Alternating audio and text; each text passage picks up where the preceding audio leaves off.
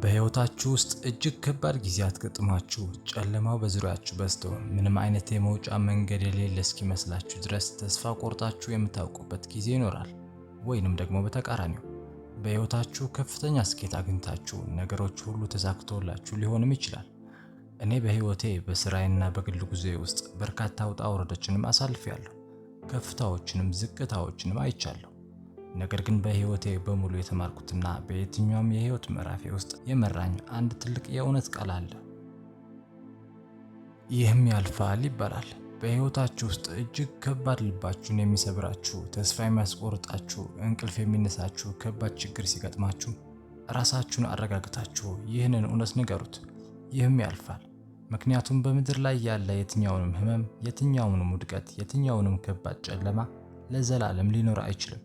ጊዜ ይሄዳል፣ ሁኔታዎችንም ይቀየራሉ፣ ውበቱም ሆነ ህመሙ ያልፋል።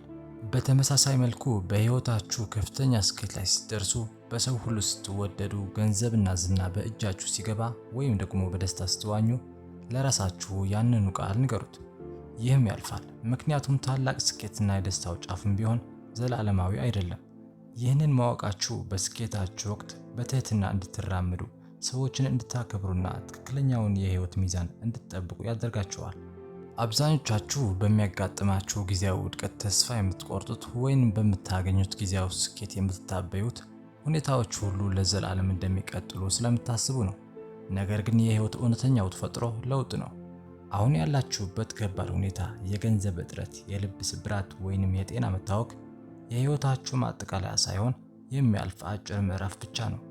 በሕይወቴ ብዙ ጊዜ ሰዎችን እኔን ሲያዩ የታደልኩ እድለኛና በአንድ ጀንበር ስኬታማ የሆንኩ ይመስላቸዋል። ነገር ግን እውነታው ከዚህ እጅግ የራቀ ነው። እኔ በወጣትነቴ በትንንሽና በማይታወቁ ቲያትሮች ውስጥ ስሰራ ምን ላይ እንደምተኛ፣ ምን ያህል እንደምደክም ማንም አያይም ነበር። ነገር ግን በዚያ ድካም ውስጥ ነው ሕይወቴን የለወጠውን ሁለተኛውን ትልቅ መርህ የተማርኩት። እሱም እድልና ዝግጅት የሚያገናኙበትን ምስጢር ነው። በሕይወታችሁ ውስጥ ትልቅ ቦታ ላይ ለመድረስ፣ ስኬታማ ለመሆን ወይም ህልማችሁን ለማሳካት ስታስቡ በመጀመሪያ ደረጃ ራሳችሁን በጥበብ በእውቀትና በትጋት ማዘጋጀት አለባችሁ። አብዛኛው ሰው እድል በደጃፉ እስኪመጣ ድረስ ምንም ሳይሰራ ይቀመጣል። እድል ሲመጣ ግን ዝግጁ ስላልሆነ ያ የመጣውን አጋጣሚ ሳይጠቀምበት ያመልጠዋል። እኔ በወጣትነቴ የምሰራቸውን ትንንሽ ገጸ ባህሪያት በከፍተኛ ጥራት ፍቅር አዘጋጅ ነበር። ለትልቅ መድረክ ዝግጁ መሆኔን ያረጋገጥኩበት በዚያ በትንሽ ስራዬ ውስጥ በነበረኝ ትጋት ነው። ሕይወት እድሎችን ለሁላችንም ትሰጠናለች። ነገር ግን እድሉን ጨብጠው ሕይወታቸውን የሚቀይሩት አስቀድመው ራሳቸውን በስራ በልምድና በጽናት የተዘጋጁት ብቻ ናቸው። በሙያችሁ፣ በትምህርታችሁ ወይም በንግዳችሁ በቂ እውቅና አላገኘሁም ብላችሁ ስታስቡ ትኩረታችሁን ከእውቅናው አንስታችሁ በስራችሁ ጥራት ላይ አድርጉ። ሕይወታችሁንና አቅማችሁን በየቀኑ አሻሽሉ። በተጨማሪም ውድቀት ማለት የጉዞ ማብቂያ ሳይሆን የትምህርቱ መጀመሪያ መሆኑን መረዳት አለባችሁ። እኔም በሆን በርካታ ፊልሞቼ በውድድር ተሸንፈዋል። ብዙ የትወና ጥያቄዎቼ ውድቅ ሆነዋል። ነገር ግን አንድ ነገር ሳይሳካ ሲቀር ሕይወት እያለችኝ ያለችው ተስፋ ቁረጥ የሚል መልእክት እንዳልሆነ አውቃለሁ።